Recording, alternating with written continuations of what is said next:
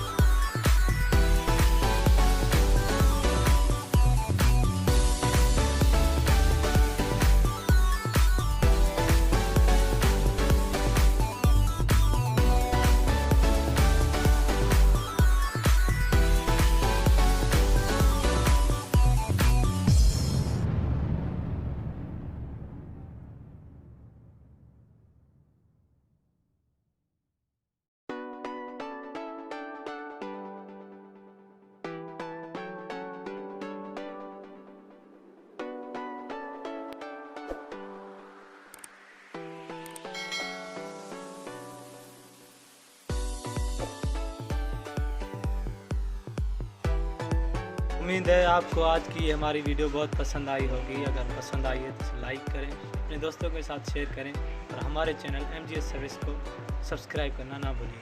तो मिलते हैं एक नेक्स्ट वीडियो में, तब तक के लिए अल्लाह हाफ़िज़।